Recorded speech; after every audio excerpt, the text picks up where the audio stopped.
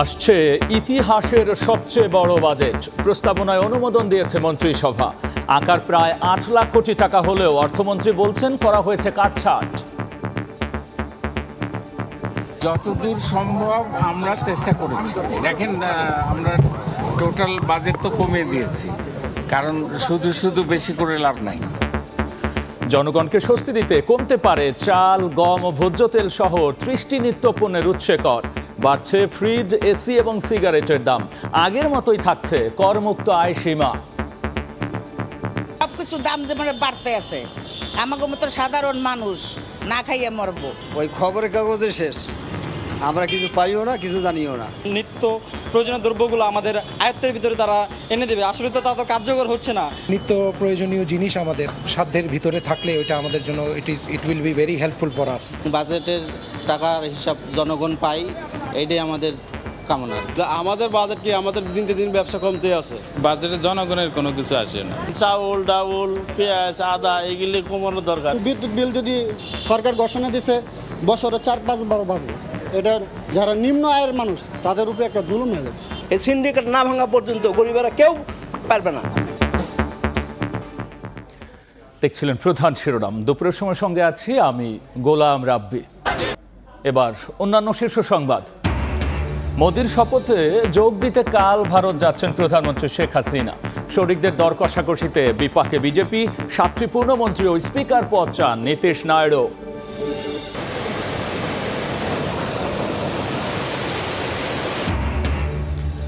ঢলের পানিতে সুনামগঞ্জে ভাঙল বাঁধ। হু হু করে ১৩৭টি হাওরে ঢুকছে পানি। বাড়ছে আতঙ্ক। সিলেট নগরে এখনো জলাবদ্ধতা।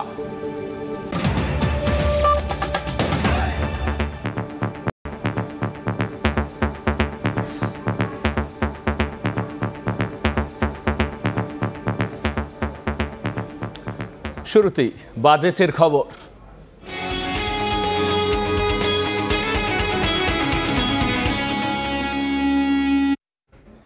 আর কিছুক্ষণ পরেই উত্থাপন করা হবে ২০২৪-২৫ অর্থ বছরের বাজেট। বাংলাদেশের ইতিহাসে সবচেয়ে বড় ৭,৯৭,০০০ কোটি টাকার প্রস্তাবিত এই বাজেট সংসদে উপস্থাপন করবেন অর্থমন্ত্রী।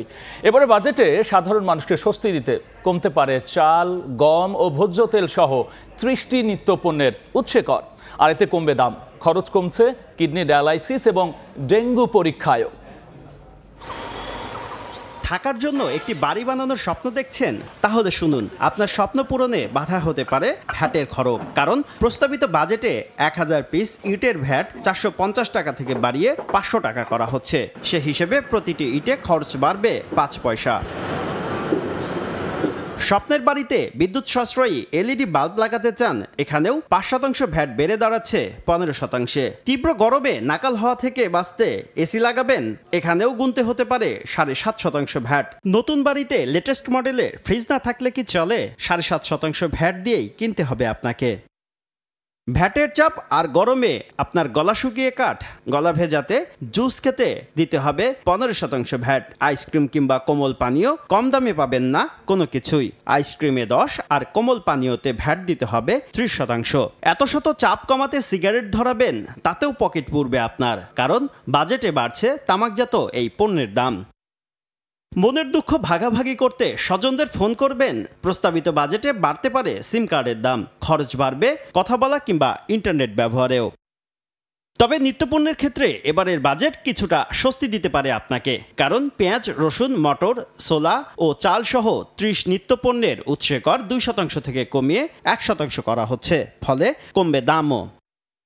এই খুশিতে গুঁড়া দুধ দিয়ে ১ কাপ চা খেয়ে চাঙ্গা হতে পারেন আপনি, কারণ ২.৫ কেজি ওজন পর্যন্ত গুঁড়া দুধের ওপর করহার ৮৯.৩২% থেকে কমিয়ে ৫৮.৬% করার প্রস্তাব আসছে। শুধু তাই নয়, দাম কমতে পারে দেশীয় মোটরসাইকেলের। ল্যাপটপ আমদানিতে করহার ৩১% থেকে কমিয়ে ২০% করা হতে পারে।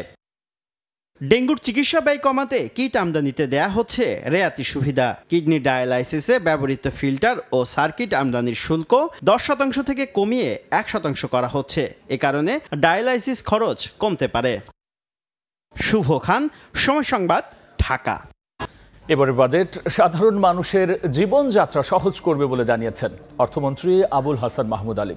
সকালে 2024-25 অর্থ বছরের বাজেট ঘোষণা করতে জাতীয় সংসদের উদ্দেশ্যে রওনা হওয়ার আগে সাংবাদিকদের তিনি এমন কথা বলেন। সাধারণ মানুষের জন্য কি দিচ্ছেন স্যার এবার? যতদূর সম্ভব আমরা চেষ্টা করেছি। দেখেন আমরা টোটাল বাজেট তো কমিয়ে দিয়েছি, কারণ শুধু শুধু বেশি করে লাভ নাই। এদিকে 2024-25 অর্থ বছরের বাজেট প্রস্তাবনায় অনুমোদন দিয়েছে মন্ত্রিসভা, আর এর মাধ্যমেই নতুন বাজেট উত্থাপনে চূড়ান্ত সায় দিল সরকার। বেলা 12টায় সংসদ ভবনের মন্ত্রী পরিষদ সভাকক্ষে বসে বিশেষ বৈঠক, আর এতে সভাপতিত্ব করেন প্রধানমন্ত্রী শেখ হাসিনা। অর্থমন্ত্রী এইচ মাহমুদ আলী পুরো বাজেট প্রস্তাবনা উত্থাপন করেন। এর উপর আলোচনা করেন মন্ত্রিসভার সদস্যরা। বিশেষ এই সভায় সম্ভাব্য বাজেট প্রস্তাবনা চূড়ান্ত স্বীকৃতির পর তা রাষ্ট্রপতি স্বাক্ষর করেন। এরপরেই তা অধিবেশন কক্ষে আনুষ্ঠানিকভাবে উত্থাপন করবেন অর্থমন্ত্রী।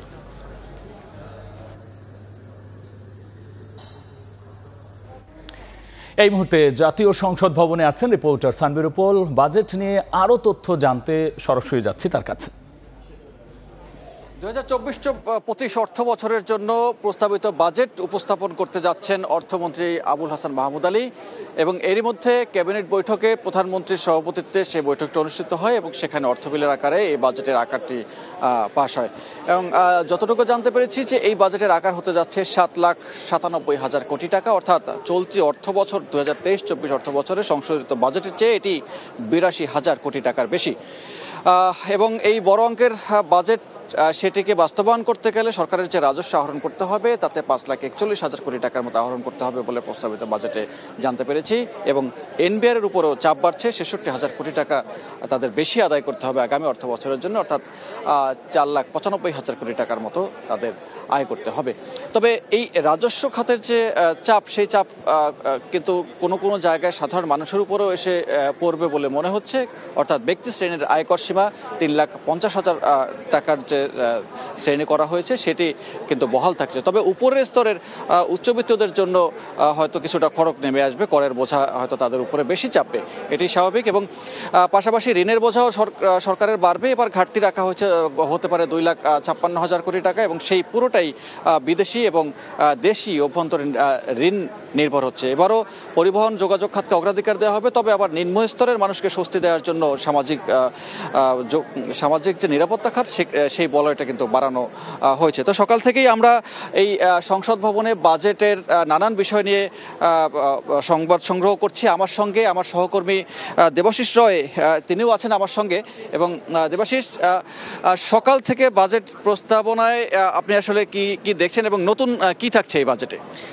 এবারের বাজেটে এখন পর্যন্ত যে প্রক্রিয়াটি হয়, অর্থাৎ মন্ত্রিসভায় অনুমোদনের পর সেটি রাষ্ট্রপতির অনুমোদনের সাপেক্ষে সেটি আসলে সংসদের ফ্লোরে যায় বা অর্থমন্ত্রী উত্থাপন করেন, সেই প্রক্রিয়াটির কিন্তু চূড়ান্ত ধাপ এখন চলছে। অল্প কিছুক্ষণের মধ্যেই রাষ্ট্রপতি সেটিতে সায় দেবেন এবং সেটি বিকেল 3টে নাগাদ উত্থাপিত হতে যাচ্ছে জাতীয় সংসদে।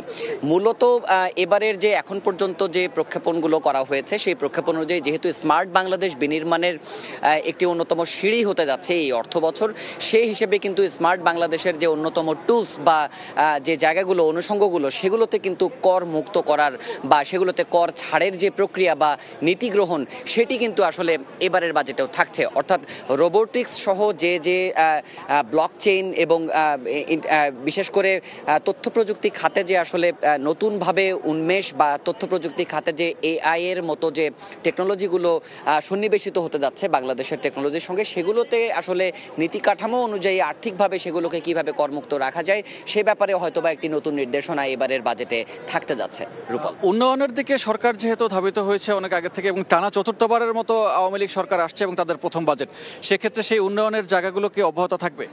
উন্নয়নের জায়গা নিঃসন্দেহে অব্যাহত থাকবে বলেই আশা করা হচ্ছে এখন পর্যন্ত। কেননা উন্নয়নের যে ধারাবাহিকতা, সেই ধারাবাহিকতায় কিন্তু রিজার্ভ অর্থাৎ বৈদেশিক মুদ্রার রিজার্ভ একটি ফ্যাক্টর হয়েছে গেল অর্থ বছরগুলোতে। এবারের নতুন যে অর্থমন্ত্রী, সেই নতুন অর্থমন্ত্রী বা নতুন অর্থ বছরেও কিন্তু সেই চ্যালেঞ্জটি থাকবে যে আসলে উন্নয়ন পরিক্রমার সঙ্গে সাম্যাবস্থা বা ব্যালেন্স করে পুরো রিজার্ভ পরিস্থিতির উন্নতি করা, সেই চ্যালেঞ্জটি থাকছে। দেবাশিস, একটি চ্যালেঞ্জের কথা শুনলাম যে যেহেতু একটি ডলার সংকট এবং চাপের মধ্যে আছে অর্থ সংস্থান, আবার অন্যদিকে মূল্যস্ফীতির চাপও আছে, অভ্যন্তরীণ চাপ, সেই চাপটিও নিয়ন্ত্রণ করা একটি সরকারের জন্য বড় চ্যালেঞ্জ হয়ে দাঁড়াবে এবং এই অধিবেশন শেষে চূড়ান্তভাবে আলোচনার পরে এই 2024-25 অর্থ বছরের জন্য বাজেটের আয় ব্যয়ের খতিয়ান 1 বছরের জন্য নির্ধারণ করা হবে।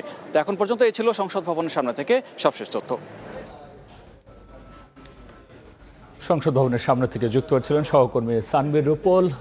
সামনের 1 বছরের আয় ব্যয়ের যে খতিয়ান, যেটি একটু পরেই আসলে সংসদ ভবনে উত্থাপন করবেন নতুন অর্থমন্ত্রী, কি হতে যাচ্ছে এবং কোন জায়গাটায় জনগণের জন্য স্বস্তি থাকছে সে বিষয় নিয়ে কিন্তু আলোচনা করছিলেন, যুক্ত হয়েছিলেন সহকর্মী দেবাশিস রয়। আমরা আবারও আলোচনায় ফিরব। স্টুডিওতে আছেন আমাদের অতিথি, বাজেট নিয়ে বিস্তারিত আলোচনার জন্য স্টুডিওতে যুক্ত হয়েছেন সহকর্মী জিন্নাত আরা যশোয়া। আমরা যাচ্ছি যশোয়ার কাছে।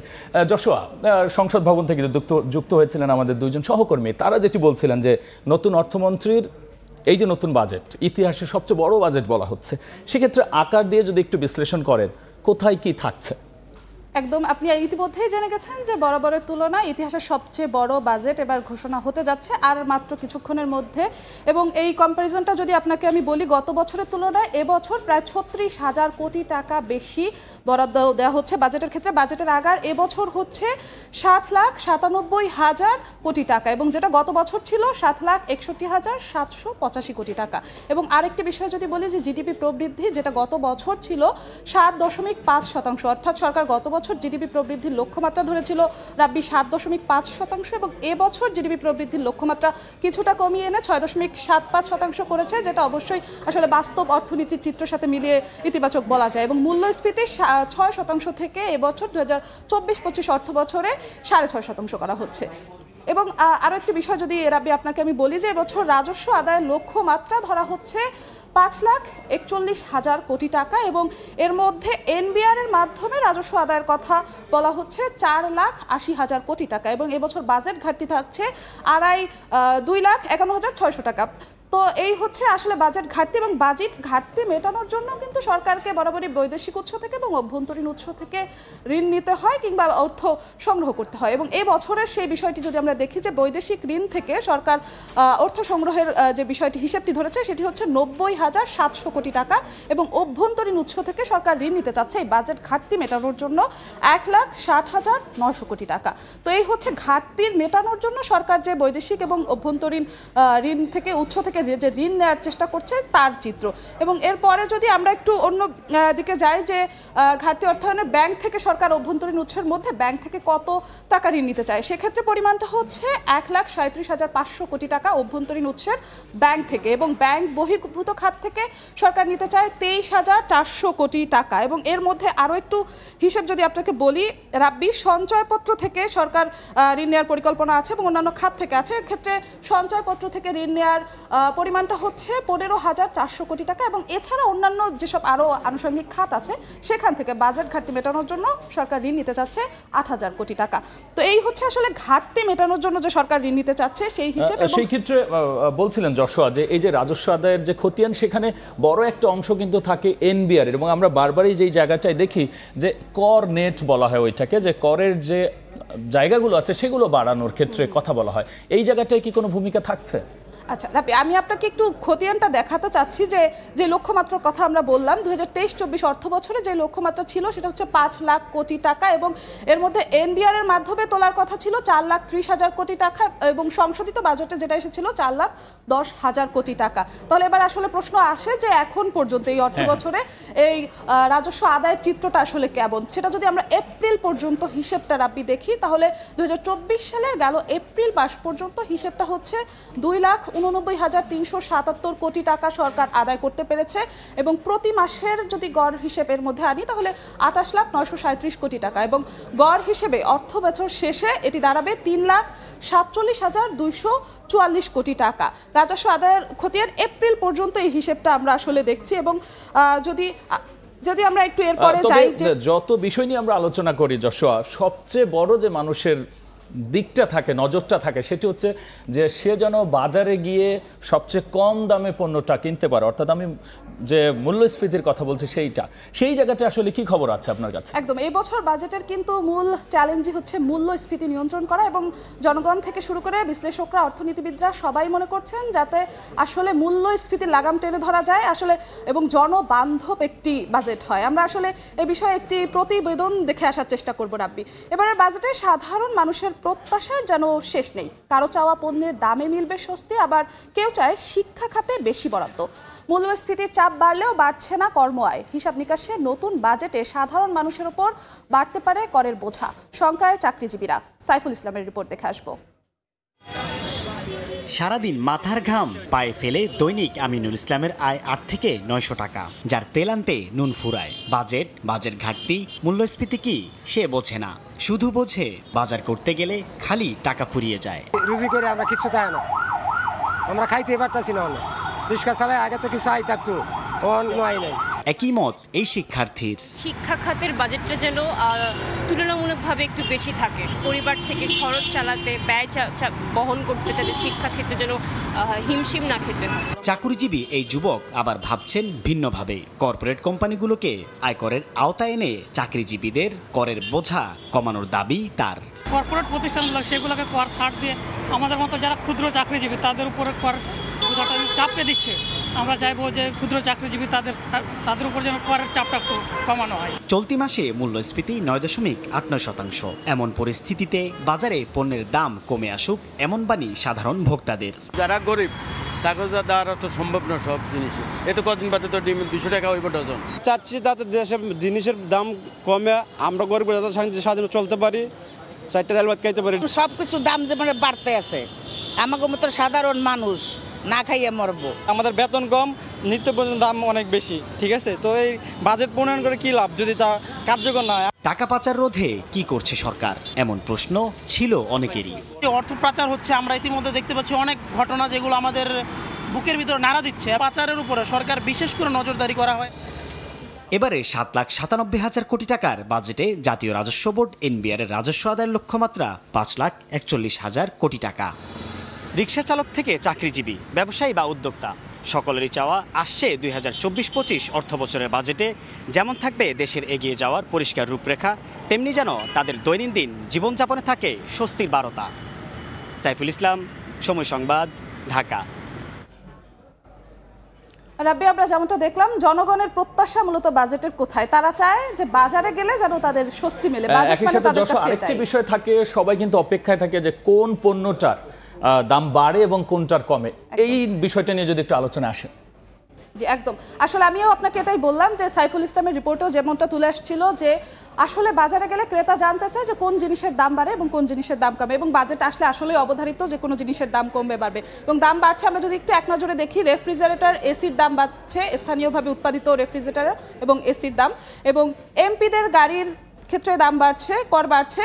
এবং তারপরে যদি আমরা দেখার চেষ্টা করি যে আর কোন কোন পণ্যের দাম বাড়ছে, এবং মোবাইল ফোন এবং মোবাইলের ব্যবহৃত সিমের দাম বাড়ছে। আপনি শুরুতে বলছিলেন যে এসি এবং এসি দ্রব্য পণ্যের যে দাম বাড়ছে, এবার যে বৈশ্বিক প্রেক্ষাপটে যে গরমটা পড়েছে, এটি বৈশ্বিক যারা বিশ্লেষক তারা কিন্তু ভাবছেন যে আরও গরম বাড়বে। সেই ক্ষেত্রে তো এসির এই যে দাম বাড়াটা নিশ্চয়ই সামাজিক যে জীবনযাত্রা সেটিতে প্রভাব পড়বে। অবশ্যই অবশ্যই, আসলে যে বললাম না, মানুষের জীবনমান যেন সহজ হয়, মানুষ সেই রকমই একটি বাজেট প্রত্যাশা করছেন। কিন্তু সেক্ষেত্রে যেই জিনিসগুলো মানুষের জীবনমান উন্নতি করার জন্য আসলে প্রয়োজনীয় দরকার যে জিনিসগুলো, সেই জিনিসগুলোর দাম পড়লে অবশ্যই তাদের কিন্তু আসলে প্রভাব পড়বে। আবার একটু ফিরে আসবো, তামাকজাত পণ্যের দামও বাড়ছে। একদম, প্রতি বছরে না, এবছরও কিন্তু তামাকজাত পণ্যের দাম বৃদ্ধি পাবেই। এটা কিন্তু প্রতি বছরই এই একই চিত্র আমরা দেখতে পাই এবং এবছরও সেই দাম দেখতে পাচ্ছি। এবং আরও কিছু বিষয় যদি দেখি, কাজু বাদামের দাম বৃদ্ধি পাচ্ছে, বৈদ্যুতিক বাল্বের দাম বৃদ্ধি পাচ্ছে, ওয়াটার পিউরিফায়ারের দাম বৃদ্ধি পাচ্ছে, এবং আরও বেশ কিছু পণ্যের দাম কিন্তু এবার বৃদ্ধি পাচ্ছে, যেসব পণ্যের উপর আসলে শুল্ক পড়ছে। এবং দাম বৃদ্ধির অন্য পণ্যের ক্ষেত্রে যাওয়ার আগে একটু দাম কিসের কমবে এটাও তো মানুষ জানতে চায়, আসলে স্বস্তির জায়গা কোনটা। সেক্ষেত্রে আমরা দেখব যে আমদানিকৃত গুঁড়া দুধের দাম কমছে এবং বিদেশি চকলেটের দাম কমছে, এবং মোটরসাইকেলের দামও কিন্তু এবারের বাজেটে কমছে। এবং আরও কিছু বিষয় যদি দাম কমার ক্ষেত্রে আমি দেখি যে জীবন রক্ষাকারী ঔষধের দাম কমতে পারছে, এবং পোলট্রি মুরগির দাম কমছে, ও ডিমের দাম কিন্তু এই জায়গাতে কিন্তু আমরা একটু আলোচনায় দাবি দাবি রাখে, সেটি হচ্ছে ওষুধের দাম বাড়া নিয়ে কিন্তু অনেকদিন ধরেই কথা হচ্ছে। স্বাস্থ্যমন্ত্রী এ নিয়ে বক্তব্য দিয়েছিলেন, আবার তিনি ফেরত এসেছেন তার জায়গায়। সেই জায়গাটায় বাজেটে এই তিনটি বিষয় নিশ্চয়ই জনগণের জন্য একটা বড় স্বস্তির খবর। এবং যেটা আমরা গত এক মাস ধরে এবং তারও বেশি সময় ধরে দেখছিলাম, ডিমের বাজারে, মুরগির বাজারে এক ধরনের অস্বস্তি বিরাজ করছিল। তো সেক্ষেত্রে আপনি যেটা বললেন, এটা এবং সরকার যেহেতু স্মার্ট বাংলাদেশের কথা বলছে, সেক্ষেত্রে অনেক ফ্রিল্যান্সাররা আছেন, তারা ল্যাপটপ ব্যবহার করেন, সেক্ষেত্রে দাম কমাটা আসলে অনেকটাই স্বস্তির জায়গা হবে বলে আমরা মনে করছি। এবং দাম বাড়া কমার যে চিত্র আমরা দেখলাম, তার মধ্যে আরও কিছু বিষয়, নিত্য প্রয়োজনীয় বিষয় যদি আমরা দেখি, বিভিন্ন ধরনের মশলার দাম কমছে, পেঁয়াজের দাম কমছে, রসুনের দাম কমছে, ময়দার দাম কমছে। এটি হচ্ছে দাম কমার যে চিত্র আমরা দেখছি, এবং এটা নিত্যদিনে আমাদের আসলেই প্রয়োজন। এবং এই মূল্যস্ফীতির যে কষাঘাতে সাধারণ মানুষ জর্জরিত, সেক্ষেত্রে এই পণ্যগুলোর দাম কমার কারণে কিন্তু তাদেরকে অনেকটা স্বস্তি দিতে পারবে বলা যায়। রাব্বি, সেক্ষেত্রে বাজেট নিয়ে মূল্যস্ফীতির লাগাম নিয়ে আরও একটি রিপোর্ট আছে বোধহয়। জি, আমরা সেই রিপোর্টটি একটু দেখে আসার চেষ্টা করব। এক ঘন্টা পরে জাতীয় সংসদে উত্থাপন হতে যাচ্ছে 2024-25 অর্থ বছরের জাতীয় বাজেট। আকার হতে পারে 7,97,000 কোটি টাকা। সুখী, সমৃদ্ধ, উন্নত ও স্মার্ট বাংলাদেশ বিনির্মাণের অঙ্গীকার নিয়ে করা এবারের বাজেটের আকার বাড়ছে 4.6%। আগের 2 বছর অবশ্য বেড়েছে প্রায় 12.5% করে। আগামীতে বাড়তে পারে বেশিরভাগ নিত্যপণ্যের দাম, এমন ইঙ্গিতই মিলছে অর্থ মন্ত্রণালয় সূত্রে। মূল্যস্ফীতির লক্ষ্যমাত্রা 6 থেকে বাড়িয়ে করা হতে পারে 6.5%। তবে সংকোচনের পথে জিডিপি প্রবৃদ্ধির লক্ষ্যমাত্রা কমিয়ে হতে পারে 6.75%। বাজেটে ব্যয়ের তালিকায় অনুন্নয়ন খাতে প্রায় 50,000 কোটি টাকা বেশি খরচ করার পরিকল্পনা রয়েছে। এই বিশাল বাজেটে ব্যয়ের যোগান দিতে এনবিআরকে পূরণ করতে হবে 4,80,000 কোটি টাকার টার্গেট, যা চলতি অর্থ বছরের সংশোধিত লক্ষ্যমাত্রার চেয়ে 70,000 কোটি টাকা বেশি। এদিকে মূল্যস্ফীতির চাপে করমুক্ত আয়সীমা বাড়ানোর যৌক্তিকতা থাকলেও রাজস্ব আয় বাড়াতে অপরিবর্তিত থাকছে 3.5 লাখ টাকাতেই। জনগণের উন্নয়নে এই ব্যয় বরাদ্দের বিপরীতে সুদ পরিশোধ বাবদ 1,13,000 কোটি, ভর্তুকি প্রণোদনায় 1,11,000 কোটি আর সরকারি কর্মচারীদের বেতন ভাতা প্রদানে মোট বরাদ্দ রাখা হতে পারে 3,14,700 কোটি টাকা। ধনী গরিবের আয় বৈষম্যে নিয়ন্ত্রণহীন বাজার ব্যবস্থায় যেন ভেসে না যায় নিম্ন আয়ের মানুষ, সেজন্য সামাজিক সুরক্ষায় 7,000 কোটি টাকার বাড়তি যোগান দিয়ে বরাদ্দ হতে পারে 1,33,000 কোটি টাকা। সুবিধাভোগীর সংখ্যা 4 লাখ বাড়ানোর সঙ্গে মা ও শিশু সহায়তা ভাতা 200 এবং 80 বছরের বেশি বয়স্ক নাগরিকের জন্য 300 টাকা বাড়ানোর প্রস্তাব দেয়া হবে আসন্ন অর্থ বছরের উত্থাপিত বাজেটে। নিত্যপণ্যের দাম বৃদ্ধির লাগাম টানতে কৃষিতে 35,000 কোটি ও বিদ্যুৎ খাতে বরাদ্দ রাখা হতে পারে 40,000 কোটি টাকা। ফরহাদুর রহমান, সময় সংবাদ, ঢাকা। রাব্বি, যেমনটা দেখলাম আসলে বেশ কিছু পরিবর্তন আসছে, তার মধ্যে সামাজিক নিরাপত্তা খাত এবং সরকার বিভিন্ন খাতে কিন্তু ভর্তুকি দিয়ে থাকে। যে বিষয়টা নিয়ে আমরা আলোচনা করছিলাম যে বাজেটে যেমন দাম কমা বাড়া একটা গুরুত্বপূর্ণ ভূমিকা রাখে, আবার কৃষিভিত্তিক সমাজে যেমন আমরা রিপোর্টে দেখছিলাম সারের ক্ষেত্রে ভর্তুকি আছে কিনা বা কোন খাতে আসলে ভর্তুকি আছে বা কত পরিমাণ দেওয়া হচ্ছে, এই বিষয় নিয়ে একটু যদি এক নজরে বলেন। এই বিষয়টি আসলে আমরা বলছিলাম যে বেশ কিছু খাতে কিন্তু সরকার ভর্তুকি দিয়ে থাকে সেই খাতকে এগিয়ে নিয়ে যাওয়ার জন্য, এবং এবছর সেটি কোন কোন খাত সেই খাতটি একটু দেখে নিতে চাই।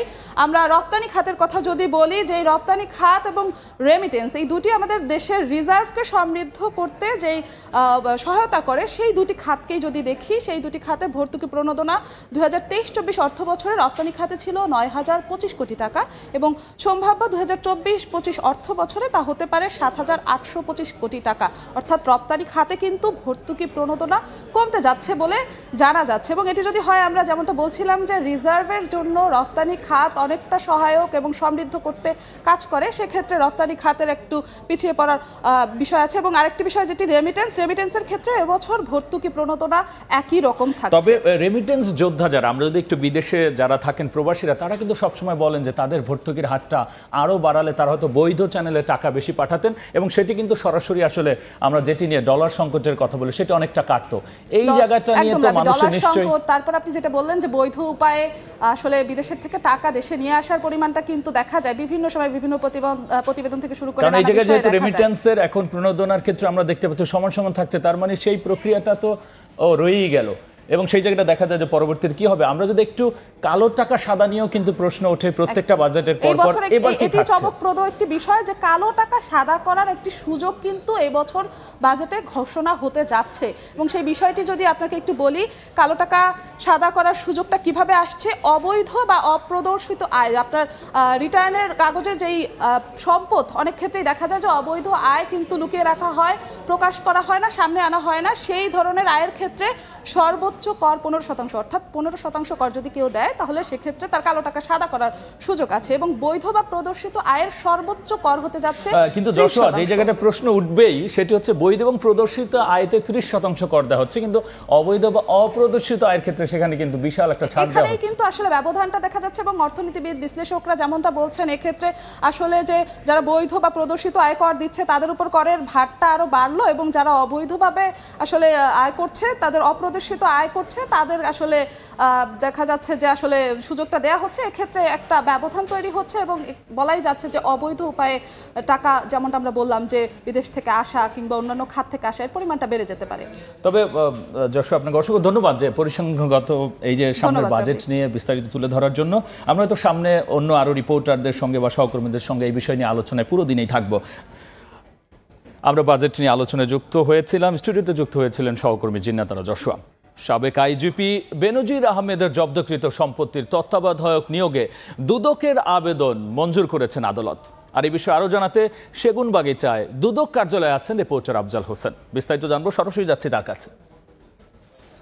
বেনজির আহমেদের 621 বিঘা সম্পত্তি জব্দ করা হয়েছে, একই সঙ্গে 38টি অ্যাকাউন্টও জব্দ করা হয়েছে। এছাড়া তার যে শেয়ার ব্যবসা ছিল সেখান থেকেও আংশিকভাবে 15টি শেয়ার জব্দ করা হয়েছে এবং 3টি বিও অ্যাকাউন্ট জব্দ করা হয়েছে। এখন পর্যন্ত তার সম্পত্তির পরিমাণ যতটুকু অনুসন্ধান করে দুদক পেয়েছে সেই সেই সম্পত্তিগুলোই জব্দ করা হয়েছে। আজকে দুদকের তরফ থেকে একটি আবেদন করা হয়েছিল আদালতে যে এই সম্পত্তিগুলো এখন দেখভাল করবে কে, এবং দেখভালের জন্য আদালতের মাধ্যমে একজন তত্ত্বাবধায়ক নিয়োগের তারা আবেদন করেছিলেন। আদালত সেই আবেদনটি আংশিক মঞ্জুর করেছেন, এমনটি কিন্তু আমরা জানতে পেরেছি। আজকে বেনজির আহমেদের যে সময় আবেদন করা হয়েছিল, গতকালকেই আইনজীবীর মাধ্যমে তিনি দুদকের তলবে হাজির না হতে 15 দিন সময় চেয়েছেন।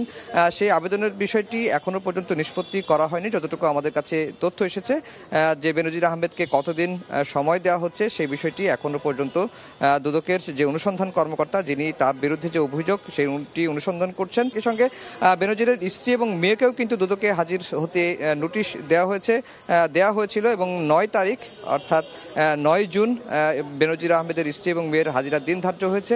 তারাও সময় আবেদন করেছেন কিনা সেই বিষয়টিও কিন্তু আমরা এখন পর্যন্ত নিশ্চিত হতে পারিনি এবং সেটি নিয়েও কিন্তু একটি ধোঁয়াশা রয়েছে। বেনজির আহমেদ যে আইনজীবীর মাধ্যমে দুদকে আবেদন করেছেন সেই আইনজীবীর কেউ আমরা এখনও পর্যন্ত ট্রেস করতে পারিনি বা আমরা এখনও সুনির্দিষ্ট করে চিহ্নিত করতে পারিনি আসলে কোন আইনজীবীর মাধ্যমে বেনজির আহমেদ দুদকে আবেদন করেছেন। তবে যে কয়েকজন আইনজীবীর কথা শোনা যাচ্ছে যে বেনজির আহমেদের পক্ষে সময় আবেদন করেছেন, তাদের সাথেও আমরা যোগাযোগ করেছি, তারাও কেউ বিষয়টি এখনো পর্যন্ত নিশ্চিত করেননি। বেনজির আহমেদের আইনজীবীও কিন্তু এখন মুখে কুলু পেটেছেন। তো এই ছিল দুদক থেকে আমার কাছে সবশেষ খবর। হয়তো দুপুরের পরে বা কিছুক্ষণ পরে বেনজির আহমেদকে দুদকে তলবের জন্য কতদিন সময় দেওয়া হচ্ছে সেই বিষয়টি আমরা জানতে পারবো। এই ছিল দুদক থেকে সবশেষ খবর।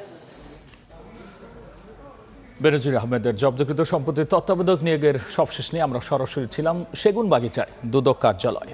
ভারতে তৃতীয়বারের মতো সরকার গঠন করতে যাচ্ছে বিজেপি নেতৃত্বাধীন এনডিএ জোট। তবে শরিকদের দাবি দেওয়া পূরণে এবার বেশ বেগ পেতে হচ্ছে বিজেপিকে। দিল্লিতে গিয়ে সরকারকে সমর্থনের বিনিময়ে একগুচ্ছ দাবি দেওয়া পেশ করেছেন এনডিএ জোটের সবচেয়ে গুরুত্বপূর্ণ দুই শরিক নীতিশ কুমার ও চন্দ্রবাবু নাইডু। নীতিশ 4 পূর্ণমন্ত্রী আর 1টি প্রতিমন্ত্রী পদ চেয়েছেন। আবার অন্যদিকে চন্দ্রবাবু 3টি পূর্ণমন্ত্রী ও 2টি প্রতিমন্ত্রী পদ চেয়ে তদবির করেছেন। কেবল তাই নয়, স্পিকার পদও দাবি করেছেন চন্দ্রবাবু। শনিবার ভারতের নতুন সরকারের শপথ গ্রহণ। প্রধানমন্ত্রী হিসেবে আবারও দেখা যাবে বিজেপির নরেন্দ্র মোদীকে। এরই মধ্যে শুরু হয়েছে প্রস্তুতি। তবে এনডিএ জোটের শরিকদের দর কষাকষিতে চাপে রয়েছে গেরুয়া শিবির। ভারতীয় গণমাধ্যমগুলো বলছে বুধবার দিল্লিতে শরিকদের সঙ্গে বৈঠক করেছে বিজেপি শীর্ষ নেতারা। এই বৈঠকেই শরিকরা মোদী অমিত শাহর কাছে নিজেদের দাবি দেওয়া পেশ করেছে। সরকারকে সমর্থনের বিনিময়ে একগুচ্ছ দাবি করেছে এনডিএ জোটের সবচেয়ে গুরুত্বপূর্ণ দুই শরিক বিহারের নীতিশ কুমারের জনতা দল ইউনাইটেড ও অন্ধ্রপ্রদেশের তেলুগু দেশম পার্টির চন্দ্রবাবু নাইডু। এনডিটিভি বলছে ভোটের আগে নীতিশের সঙ্গে বিজেপির যে সমঝোতা হয়েছিল তাতে এনডিএ ক্ষমতায় এলে নীতিশকে 3টি পূর্ণমন্ত্রী পদ দেওয়ার আশ্বাস দেওয়া হয়। তবে নির্বাচনের পর সংখ্যাগরিষ্ঠতার অভাবে হাঁসফাঁস করা বিজেপির কাছে 4টি পূর্ণমন্ত্রী পদ চেয়েছেন নীতিশ, যার মধ্যে রয়েছে রেল, গ্রাম উন্নয়ন, পানি সম্পদের মতো মন্ত্রণালয়। একই সঙ্গে রাজ্যের জন্য বিশেষ আর্থিক প্যাকেজের দাবি করেছেন নীতিশ। অন্যদিকে চন্দ্রবাবু নাইডু 3টি পূর্ণমন্ত্রী ও 2টি প্রতিমন্ত্রীর পদ চেয়ে তদবির করেছেন। নীতিশের মতোই পানি সম্পদ ও গ্রাম উন্নয়ন মন্ত্রণালয়ে নিজদের এমপিতে দেখতে চাইছেন তিনি। শুধু তাই নয়, স্পিকার পদও দাবি করেছেন চন্দ্রবাবু। এছাড়া অন্ধ্রপ্রদেশের সব দেনা পরিশোধে আর্থিক প্যাকেজের দাবিও জানিয়েছেন নাইডু। বড় এই দুই দল বাদেও ছোট দলের মধ্যে বিহারের চিরাগ পাসওয়ানের দল একটি পূর্ণ ও একটি প্রতিমন্ত্রী পদ দাবি করেছে। ওই রাজ্যে একটি আসন পেয়েছে জিতন রাম মাঝির হাম, তাদেরও দাবি একটি পূর্ণমন্ত্রী পদ। মহারাষ্ট্রে 7টি আসন পেয়েছে একনাথ শিন্ডের শিবসেনা, তারাও একজন প্রতিমন্ত্রীর দাবি জানিয়েছে। এছাড়াও মন্ত্রিত্ব পেতে মুখিয়ে রয়েছে উত্তরপ্রদেশের আরএলডি, আপনা দল, জেডিএস। গত 2 মেয়াদে বিজেপিকে এমন পরিস্থিতির মুখোমুখি হতে হয়নি। পরিস্থিতির ফেরে এখন ছোট দলের দাবি মানা ছাড়া রাস্তা নেই বিজেপির, কারণ দাবি মানা না হলে সরকারের সংখ্যাগরিষ্ঠতা হারানোর ভয় রয়েছে। রাহানুল রানা, সময় সংবাদ। এবার জানাবো খেলার খবর। এবার শ্রীলঙ্কাকে বাড়তি সুবিধা দিল আইসিসি। বাংলাদেশ দল গ্র্যান্ড প্রেইরি স্টেডিয়ামের নেটে অনুশীলন করলেও শ্রীলঙ্কা দল করেছে মূল মাঠে। সেন্টার উইকেটে বোলিং প্র্যাকটিস করেন দলটির 2 পেসার। ডালাস থেকে এই বিষয়ে শুনবো সাজিদ মুস্তাহিদের কাছে। প্রোটোকল অনুযায়ী ম্যাচের আগের দিন যে দু দল ম্যাচ খেলবে তারা মূল মাঠে অনুশীলনের সুযোগ পায়। আজ সকালে স্থানীয় সময় পাকিস্তান যুক্তরাষ্ট্র দল কিন্তু অনুশীলন করেছে, তারা গণমাধ্যমে কথাও বলেছে। বাংলাদেশ এবং শ্রীলঙ্কা একই ভেন্যুতে একদিন পর মুখোমুখি হবে, সেটা স্থানীয় সময় 7 জুন। এই ম্যাচের আগে বাংলাদেশ দল আজ প্রথমবারের মতো ডালাসে পা রাখার পর নেট সেশন করেছে, এবং যেটি স্টেডিয়ামের ঠিক পাশেই। এবং বাংলাদেশ দলের এই নেট সেশনের পরপরই আমরা দেখেছি শ্রীলঙ্কা ক্রিকেট দলও মাঠে এসে তারাও নেট সেশন করেছে। বাংলাদেশ তাদের নেট সেশন শেষ করার পর মূল মাঠে এসে কিছু সময় ফিল্ডিং অনুশীলনও করেছে। তবে শ্রীলঙ্কা ক্রিকেট দল তারাও কিন্তু নেট সেশন করেছে, এবং বাংলাদেশ দল চলে যাওয়ার পর তারা এই নেট সেশনের পর মূল মাঠে ফিল্ডিং অনুশীলন করার পরে অন্য একটা কাজ করেছে, যেটা আসলে আইসিসির প্রোটোকল অনুযায়ী কতটা ঠিক সে প্রশ্নটা কিন্তু থাকছে। আমরা ঠিক পেছনে দেখতে পাচ্ছি শ্রীলঙ্কা দলের 2 জন পেসার তারা বোলিং অনুশীলন করছে, এবং তারা সেটা সেন্টার উইকেটের পাশের উইকেটগুলোতে, যেটা কিন্তু ম্যাচের আগের দিন বা যেই ম্যাচের আগের দিন প্রি ম্যাচ ডেতেই কিন্তু যেই দলগুলো করে থাকে আমরা যতটুকু জানি। দুষ্মন্ত চামিরা এবং নুয়ান তুষারা এই 2 বোলার প্রায় 30 মিনিট গ্র্যান্ড প্রেরির সেন্টার উইকেটের পাশের যে উইকেটটা রয়েছে সেখানে তারা বোলিং অনুশীলন করেছে। আইসিসি কিছু অন্যায্য সুবিধা দিচ্ছে শ্রীলঙ্কা ক্রিকেট দলকে, তারা কিছু অভিযোগ করেছে আইসিসির কাছে। সেটার কারণেই কি তারা আসলে শেষ পর্যন্ত আইসিসি তাদের এই বাড়তি সুবিধাটা দিল কিনা, সেটা কিন্তু অনেক বড় একটা প্রশ্ন। এখন দেখার অপেক্ষা এই বিষয়টা কতটুকু অ্যাকনলেজ করে আইসিসি, এবং বাংলাদেশ দল সেটা আইসিসির কাছে কোনো আনুষ্ঠানিক অভিযোগ করবে কিনা সেটাও কিন্তু সবাই দেখতে চাইবে। ডালাস থেকে সাজিদ মুস্তাহিদ, সময় সংবাদ, যুক্তরাষ্ট্র। এ পর্যায়ে শীর্ষ সংবাদ জানিয়ে দিচ্ছে আরও একবার। কিছুক্ষণ পরই বাজেট ঘোষণা, আকার প্রায় 8 লাখ কোটি টাকা হলেও অর্থমন্ত্রী বলছেন করা হয়েছে কাটছাট। জনগণকে স্বস্তি দিতে কমতে পারে 30টি নিত্যপণ্যের উৎসে কর। মোদির শপথে যোগ দিতে কাল ভারত যাচ্ছেন প্রধানমন্ত্রী শেখ হাসিনা। শরিকদের দর কষাকষিতে বিপাকে বিজেপি। 7টি পূর্ণমন্ত্রী ও স্পিকার পদ চান নীতিশ নাইডু। এই ছিল আমার কাছে থাকা দুপুরের সময়। এরপর বিভাগীয় সময় নিয়ে যুক্ত হবেন সহকর্মী ওমর ইনা। আপনাকে ধন্যবাদ। বিভাগীয় সময় নিয়ে ফিরছি কিছুক্ষণ পর, সঙ্গে থাকুন সময়ের।